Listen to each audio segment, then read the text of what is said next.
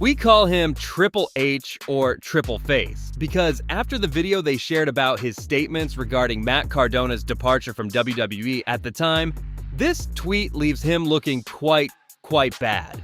We know that in some respects he's quite hypocritical.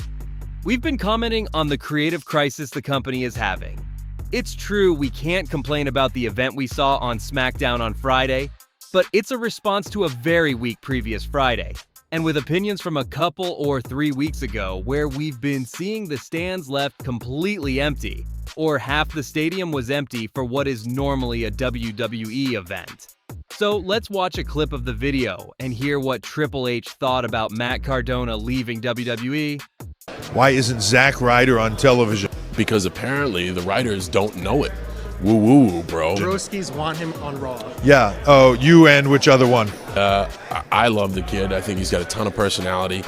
I think there are a lot of us, right? What, 3 or 4 maybe?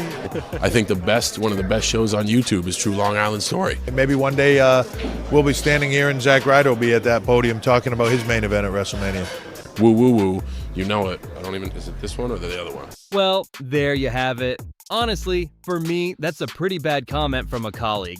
Totally out of place. And then we saw John Cena doing the exact opposite, trying to support him. That's why ultimately, I believe John Cena retires as a legend. Or he's going to retire as a legend. And we can't say the same about Triple H, even if he considers himself one. We're not questioning his career, but it's clear that as a person he leaves a lot to be desired in some aspects.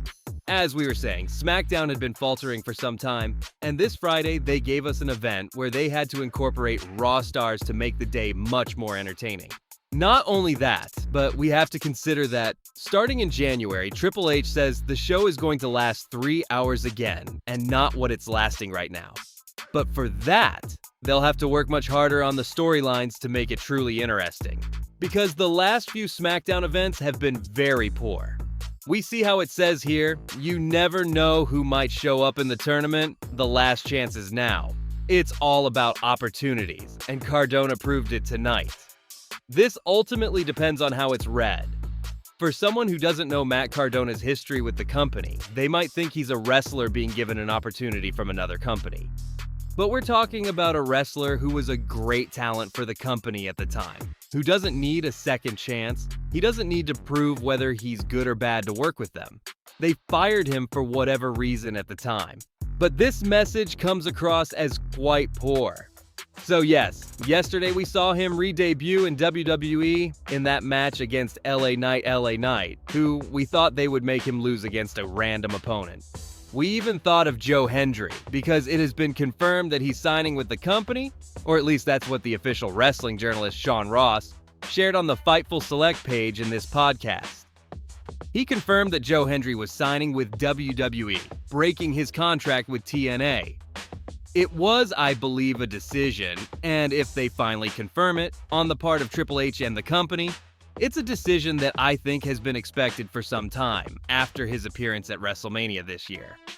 But going back to the previous point, there's an evident crisis in WWE. They're trying to fix it, or at least resist these economic reverses. We've seen it again with those tickets for Royal Rumble 42 and how they're not selling. After more than 2 months, tickets for the event of the year, the mythical event, are not selling.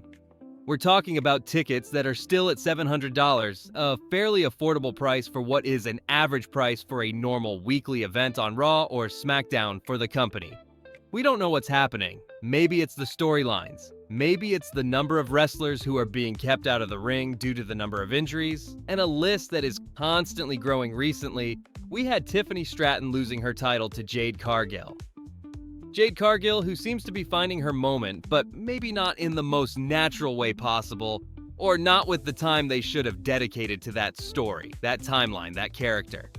They've rushed everything a lot, and it's clear that SmackDown is not going through one of its best moments, and we saw it this Friday. As there were only 3 matches confirmed for that night, and we had stellar additions and moments, both from the women and the men, with the return, for example, of Drew McIntyre, who a few days ago posted photos from his hometown. And we practically don't know if it was part of the plan or if they really asked him to come back no matter what, at the last moment. This is going to make the audience want to go to the SmackDown events because they won't know what's going to happen, and they don't want to miss the opportunity to see their favorite wrestlers competing in an event like that. So if they can't go to Raw, they'll try to go to SmackDown. Here we had one of the few colleagues who was happy about Zack's return to the ring, and just like that, backstage, she approached her colleague and shared this photo with him. So yes, there are some. Here we had one of the few colleagues who was happy about Zack's return to the ring. And just like that, backstage, she approached her colleague and shared this photo with him. So yes, there are some who did miss him, even if Triple H isn't too thrilled about this or isn't totally in favor. We understand that even if he is now the person responsible or the responsible face of the company, there are many more who make the decisions. This, I truly tell you, doesn't make much sense if we analyze the list of wrestlers and who's missing for that final tournament. This is the list of everyone who has faced off: Sheamus, Nakamura, Rusev, Damian, Jay, Uso, The Miz, LA Knight, Zack last night with him, Gunther, Jackson Evans, Solo Sikoa, Finn Balor, who are the newly announced, Finn Balor against Penta, and Carmelo against Bronson Reed. We understand that Bronson Reed is going to win from this group. I think it's very unlikely that Carmelo will win. And if we think about it, practically from this entire list of wrestlers, how many have really been given an opportunity? Where does that speech go that this was going to be an event for active wrestlers? For the most well-known wrestlers, those who are in this company, those who are not. Who are we left with? With Zack, the only redrafted, so to speak? Maybe a name not as famous as the others? Jackson Evans. Now Carmelo. Guys, I really don't understand what they were selling us, because practically what we're seeing here is the main roster of both companies. And we put a large number of names on the table on this channel that could perfectly fit here. And we also talked about NXT wrestlers, and it hasn't been the case. So this really hasn't been a tournament looking for the best wrestlers, even those who weren't currently active in any of the main companies. As John Cena himself said, it hasn't happened from his mouth. We are seeing practically the same people and some extra name here and there who joins the group. That's why Triple H's message that this was an event where people were being given an opportunity. No one is really being given an opportunity. I would understand if half of this list were people, for example, from NXT or other divisions. It hasn't been the case. We also understand that they're not going to risk John Cena ending his last match with a name that perhaps isn't up to par.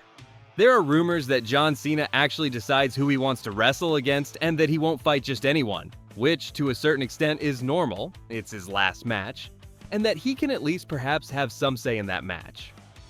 We can understand that, but then, personally, that speech that anyone can wrestle, that anyone will have that opportunity, is totally false, and it's being seen here on this list. And on top of all this, we have these statements from Zack Ryder after his appearance in that match against LA Knight.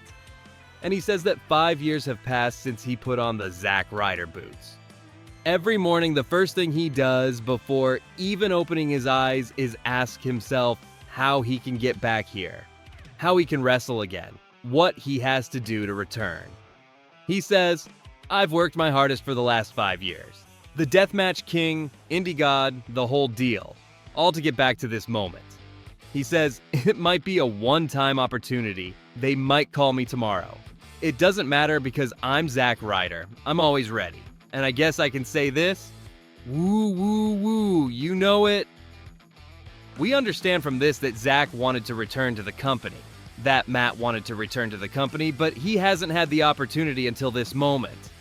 Will this match against LA Knight be enough for him to return to the company? For Triple H to sign him? A Triple H who years ago didn't have very good comments about him, who spoke of him as if he didn't generate public interest, as if no one was interested in Matt. Do you really think that same Triple H is going to be the one who calls him now? The one who signs him? I don't know, I find it a little strange. If it's true that these redrafted names don't make much sense to fans today, maybe in that sense Triple H already saw the future and understood that he wasn't going to be a wrestler who would continue the legacy, as he said in the video, of Undertaker, himself, Shawn Michaels. Well, maybe he was right at the time. It's true that from what we see in this message, they didn't give him the opportunity since they fired him and terminated his contract. And if we look at the latest matches, the duels that are going to finalize that list for John Cena's last match, we have these names on the table. I would make my prediction as follows. I think Gunther is going to win here. After the time he's been inactive, I don't think they'd bring him back for this qualifier and not qualify Solo Sikoa. We don't know who he's going to face. As I said, Joe Hendry's name was on the table. And we understand that, being a heel for the company right now, it would make a lot of sense for him to face maybe a babyface or something completely contradictory. In the case of Penta and Finn Balor, I would love for Penta to win, but I don't know why I feel like Finn Balor has a great chance. And in this duel between Bronson and Carmelo, I would tell you that Bronson Reed is going to win, especially with the way they've been booking him lately. And not just lately, but these past months. And the role he has within the division, I don't think Bronson is going to lose. Therefore, my bet would be Gunther, Finn Balor, and Bronson Reed. And from this match, it depends on who we see here. It could be that Solo Sikoa ends